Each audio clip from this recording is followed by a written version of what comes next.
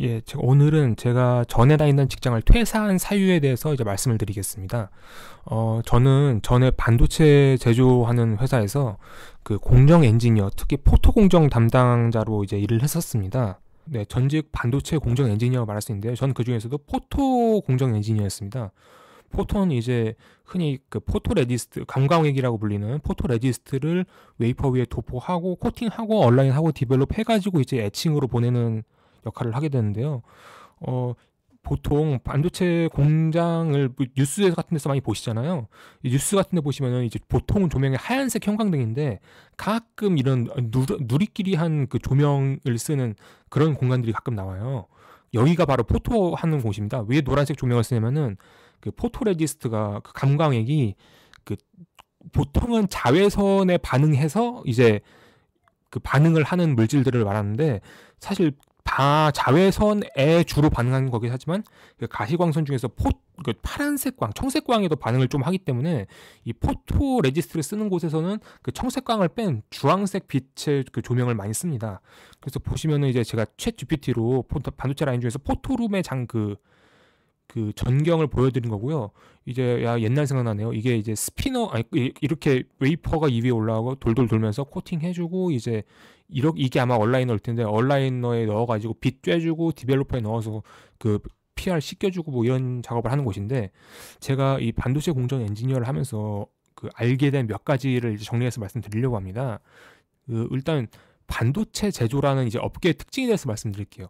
반도체는 뭐 소위 8대 공정이라고 말하는 뭐 포토, 엣지, 뭐 대포, 뭐 메탈, 뭐 CMP 뭐 이런 여러 가지 부서들이 하나로 그러니까 하나의 제조물을 만드는데 그 여러 가지 공정 팀들이 필요를 하게 됩니다.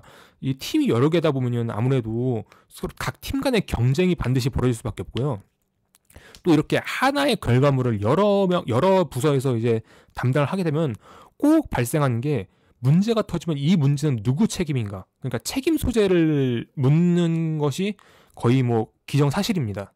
반드시 책임 소재를 가지고 서로 싸울 수밖에 없어요. 그래서 이제 사실 공정 엔지니어의 주 업무가 공정을 개선하는 거라고 하지만은 실제로는 많은 부분에서 하는 일이 실제로 이슈가 터지면 제일 많이 그 집중하는 일이 내 책임이 아니고 상대 책임이라는 걸 입증하기 위해서 저 에비던스를 모으고 뭐 이렇게 추측하고 가설을 세우고 이런 일을 되게 많이 합니다. 이제 한마디로 반도체 업계는 각 부서 간의 경쟁 그리고 책임 소재를 따진 일이 굉장히 자주 일어나게 되는데 이게 되게 어떤 보통 사람들에게는 사실 되게 스트레스를 주는 그런 성격의 일이라고 할 수 있습니다. 그리고 두 번째로 반도체는 보통 24시간 공장이 돌아가잖아요. 사실 반도체 공장에서 쓰는 전기라든지 설비 비용, 뭐 인건비 이런 게 되게 많기 때문에 반도체 라인은 1시간이라도 쉬면은 굉장히 손해가 큽니다. 그렇기 때문에 이 공장이 24시간 돌아가는 게 굉장히 중요한데 그렇다 보니까 이제 뭔가 문제가 하나 생기면은 그 문제를 최대한 빨리 해결해야 됩니다. 그래서 모든 일들이 이 굉장히 긴급하게 처리돼야 한다는 그런 성격을 또 지니고 있습니다. 아무래도 타임 프레셔라고 보통 얘기하죠. 이렇게 타임 프레셔가 있는 일들이 사람을 되게 긴장시키고 좀 마음 편하게 쉬지를 못하게 만드는 그런 면이 있습니다. 그리고 세 번째로 저는 다행히 교대 근무는 아니었는데 이런 오퍼레이터 분들, 이제 생산직 분들은 거의 뭐 3교대가 거의 뭐 확실하고 제가 본 경험에 따르면 2교대도 하시는 분들도 있습니다. 왜냐면 이제 뭐 한두 분이 이제 뭐 출산 휴가라던가 뭐 이런 식으로 휴가를 썼다던가 해가지고 한두 번의 자리를 비우면 그 자리 땜빵하려고 추가 인력을 고용하기에는 인건비가 많이 나가잖아요. 그러다 보니까 막 8시간 근무해야 되는 사람을 뭐 12시간 걸리기도 하고 막 그럽니다.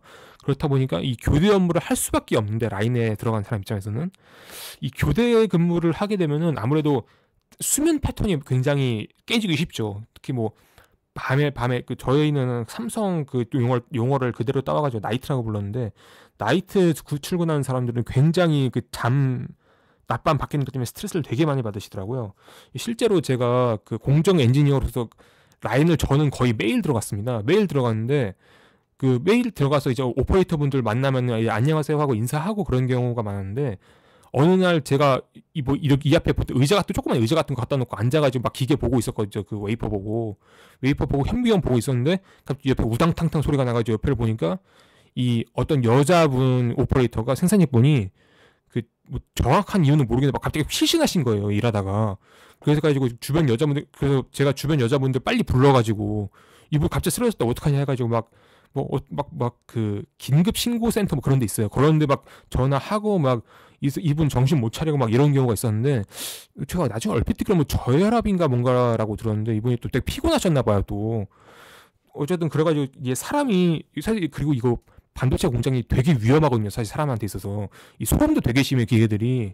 그래서 굉장히, 안 그래도 굉장히 스트레스 주는 상황인데 여기에 뭐 교대 근무 들어가고 뭐 게다가 뭐 저혈압이나 생리나 다이어트 같은 게 섞이기 시작하면은 굉장히 사람이 이제 제정신 차리고 있기 힘들어지거든요. 아마 그래서 이분이 또 제가 알기로는 거의 신입에 가까우신 분이 쓰러졌던 걸로 기억을 하는데, 아마 그렇다 보니까 이런 반도체 라인에서 일한다는 게 굉장히 큰 스트레스를 준다는 것을 제가 만 2년 동안 경험하면서 알게 되었고, 또 반도체 업계에서도 여러 가지 회사가 있잖아요. 이제 제가 다녔던 회사만의 특징이 또 하나 있었습니다. 이 회사의 특징이 뭐 여러 가지가 있겠지만, 제가 이제 퇴사 사유에 좀 초점을 맞춰서 말씀드리면은, 그러니까 첫 번째로 그 해야 할 일에 비해서 그 직원 수가 굉장히 적습니다. 왜냐하면 아무래도 반도체가 또 연봉이 또 세다고 하잖아요. 아무래도 힘든 일이기 때문에, 그 빡센 일이기 때문에 연봉이 센 건데, 연봉이 세가지고 인건비를 줄이기에 혈안이 돼 있어요. 그 되게 임원진이라든가 인사팀에서. 그래서 아무래도 인건비를 줄이는 데는 직원 수를 줄이는 게 사실 최고거든요. 이제 직원 수를 줄이다 보니까 뭔가 이슈가 터지거나 한 명이 갑자기 아프다 뭐 이러면서 막 결근이 생겼다 이러면은 반드시, 그렇다고 반도체를 또 비울 수 없잖아요, 긴급해가지고. 그러다 보니까 뭐 추가 근무, 야근이 반드시 필요한 상황인데, 또 이제 하필이면 이제 또 요즘은 아니지만은 뭐 한 5년 전부터 뭐 이제 야근을 줄여야 된다, 근무 시간 줄여야 된다, 이런 여론이 나오면서 이제 저희 회사는 야근 없습니다, 뭐 칼퇴근을 뭐 장려하고 뭐 바람직하게 생각하고 뭐 이렇게 사내 교육을 하긴 했어요. 근데 사내 교육만 그렇고 인사팀 하는 말만 그렇지, 실제 실무진 부장급들의 이제 마인드는 사실상 야근을 하라고 강제는 안 하는데, 사실상 야근이 필요하다고 이제 넌지시 말씀을 하시더라고요. 그러니까 뭐 야근을 해야겠다 몽골이야 뭐 이렇게 말하는 게 아니라, 야근을 할 필요가 있다는 게 아니야. 근데 네가 맡은 일은 네가 깔끔하게 처리를 해야지 일이 빨리 굴러간다, 이 소리지. 뭐 이런 식으로 보통 말씀을 하세요. 뭐 사실 듣는 사람 입장에서 사실상 야근하라는 소리죠 뭐. 이런 회사의 특징이 있어, 첫 번째였고. 두 번째로 이것도 부장급, 과장 말에서 부장급의 특징인데, 회식을 굉장히 좋아하세요. 이게 회사가 공업단지, 반도체 공장 워낙에 필요한 공간이 많다 보니까 보통 공업단지 같은 데 많이 들어가 있어요. 공업단지가 아무래도 주변에 술집이 많고 다른 건 없다 보니까 아무래도 부장님들이 회식을 되게 좋아하세요. 다행히도 제가 근무할 때는 코로나가 막 이제 심각해지는 시기여가지고 회식을 그 전사 차원 회사에서 금지를 하긴 했는데, 또 몰래 또 하시더라고요. 또 신입 빼고 하시다가 이제 제가 이제 3년차 찍으니까 이제 뭐 저도 막 나오라고 막 하시고 뭐 그러긴 했는데, 하여튼 회식을 장려하긴 했는데, 회식을 하게 되면 사실 맛있는 거 먹는 건 좋지만은 이제 스트레스 받는 윗사람, 같이 있으면 스트레스 받는 윗사람이랑 같이 밥을 먹어야 되고 꼭 술이 나오잖아요. 근데 제가 뇌출혈 경험도 있고 하다 보니까 술자리를 되게 안 좋아해요. 그런데 이제 회식을 막 장려하고 막 그래가지고, 저는 이제 사원 라인끼리 가는 회식을 또 따로 가긴 했는데, 참 저는 좀 스트레스 받더라고요, 회식을 가는 게. 그리고 세 번째로, 이제 항상 회사는 모든 문제가 상사로부터 나오잖아요. 이제 우리 회사 그룹장, 팀장의 특징이 임원 승진 욕심이 있는 부장님이셨어요. 이제 임원 승진 욕심이 있다는 얘기는, 임원으로 올라가면 뭐가 필요해요? 반드시 성과가 필요하죠.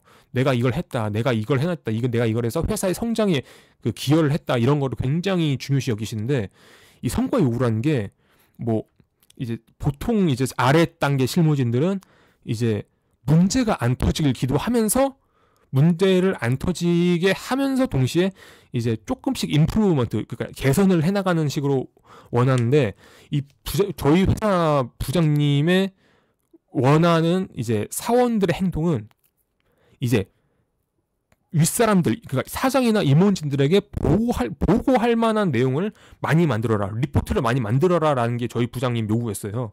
그렇다 보니까 이제 부장님이 그런 마음에 어떤 걸 자꾸 시키셨냐면, 자꾸 불필요한 일을 자꾸 만드세요. 그러니까 뭐 회의에서 우리 라인이 이제 이런 이제 문제가 있다. 아니면 뭐 이런 일을 잘했다 지금까지. 근데 여기서 더 개선이 필요하다.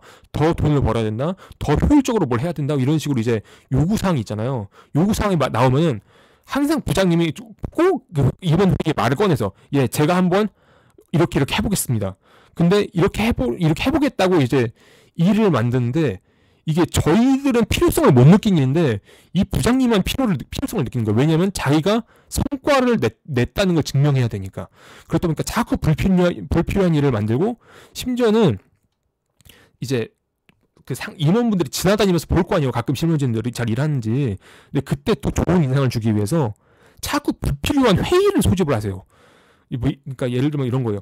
이쪽 팀과 이쪽 팀이 있는데 서로 무슨 일을 하는지 서로 알려주고 서로 배워라. 그래야 뭐 역량 향상에 도움이 된다. 뭐 이런 식으로 했는데 사실 뭐 일하시다 보면 알겠지만은 자기 프로젝트 챙기기도 바빠요. 이 사람들 다. 이 사원들이 자기 프로젝트도 어떻게 다 파악을 못 해가지고 좀 어리버리하고 뭐 헷갈리고 어떻게 해야 되지 하고 막 고민하고 있는 상황인데 남이 뭐 무슨 일 하는지 뭐 듣고 싶겠어요? 들어도 이해도 잘 안 돼요. 내가 모르는 걸 이제 질문을 해야지 이제 알 수 있는 건데 자꾸 이렇게 불필요한 회의를 잡고 막 서로 발표하고 하니까 한 사람이 얘기할 때 다른 사람들 다 인터넷으로 자기 이메일 보고 있어요. 자기가 뭐 쳐내야 될 일들 이메일을 쳐내야 되고 뭐 자기 뭐 리포트 그 데이터 나온 거 분석해야 되고 뭐 이런 일을 하고 있어요. 자꾸 이런 식으로 쓸데없는 회의를 하니까 제할 일을 못한 사람들이 각자 제할 일을 못 해가지고 이제 쓸데없이 근무 시간이 늘어나게 되죠. 그리고 이 회사 차원에서는 야근을 하지 말라고 하는데 이 부장님은 사실상 야근을 몰래 장려했어요. 왜냐면 니네가 일을 많이 해야 보고할 게 많아지고 니네가 보고할 게 많아져야 내가 점수를 딴다. 약간 이런 식의 마인드를 지니셨던 걸로 저는 추측을 하고 있어요. 자, 제가 이런 업계, 이런 회사, 이런 상사 밑에서 일을 하다 보니까 결론적으로 저는 스트레스를 굉장히 많이 받았어요. 일을 하면서. 사실 뭐 삼성 하이닉스에서 돈은 덜 주지만 저는 반도체 업계 특성상 저는 좀 만족할 만한 돈을 받았거든요. 그래서 초년에 4천 이상 받았으니까. 근데 이 회사 생활이 되게 스트레스가 많아지면서 좀 약간 우울해지고 뭐 그런 거는 제가 뭐 그럭저럭 참을 수 있었는데 이게 우울해진 게 막 심해지다 보니까 신체화 증상이랑 나타나더라고요. 신체화 증상이 뭐냐면은 이제 우울이나 불안 같은 게 너무 심해지다 보니까 이 몸의 신경이나 호르몬이 망가져가지고 몸 여기저기 아픈 거예요. 저 같은 경우에 주로 이제 위장통이 되게 심했어요. 저는 위장통 아니면 이제 스트레스성 긴장성 두통이라고 해가지고 이렇게 목 뒤쪽부터 이제 이마 부분이 이렇게 동그랗게 그 손오공이 끼는 여의주 끼는 그 부분 있잖아요. 이 머리띠 매는 부분이 되게 쪼이듯이 아픈 그 두통이 있어요. 그게 긴장성 두통이라는 건데 이 긴장성 두통이랑 이 위장 통증이 너무 심해가지고 이제 병원을 찾아보니 이제 내과 가서 막 내시경도 받고 했는데 내시경은 또 깨끗하대요. 그래서 내시경 깨끗하다 해서 그럼 도대체 왜 아픈 거냐 물어보니까 이제 내과 의사분이 정신과 쪽 한번 가보시라고 해가지고 막 정신과 가서 막 진료도 받고 막 그랬었어요. 막 그랬었는데 그때 휴식이 정말 중요하구나. 이렇게 가다 보면 내 몸이 축 나가서 진짜 왜 뉴스 보시면은 막 초년생들이 막 회사 다니다가 막 자살했다 뭐 이런 얘기 들리잖아요. 그래서 내가 그런 이야기의 주인공이 되는 건 아닐까 싶어가지고 이때 만 2년 다니고 3년 차 찍고 나서 이제 퇴사를 이제 결심을 해가지고 저는 일단 퇴사를 질렀습니다. 그때 이렇게 퇴사를 하게 된 이유는 제가 한마디로 말씀드리자면 업계 특성, 회사 특성, 이제 상사 특성 때문에 스트레스를 많이 받았고 이제 이게 결국 병이 돼가지고 휴식의 중요성을 깨달으면서 이 휴식을 근데 이 회사가 나를 휴식을 취하지 못하게 만들고 있으니까 퇴사를 일단 해야겠다라고 해가지고 일단 퇴사를 질렀던 경험이 있습니다. 제가 퇴사하고 나서 친구들 만나가지고 막 저녁 식사 같이 하고 막 그러다 보니까 제 친구들이 이제 야, 너 얼굴이 굉장히 너 되게 행복해 보인다 뭐 이런 얘기를 되게 많이 들었던 기억이 나요. 제가 이제 여러분들도 막 제가 뭐 근데 그렇다고 월급이 중요하니까 퇴사를 막 장려할 수는 없지만은 반드시 스트레스 관리 그리고 휴식 관리를 반드시 하셔야 된다는 거를 여러분들께 말씀을 드리고 싶었습니다. 예, 이상입니다.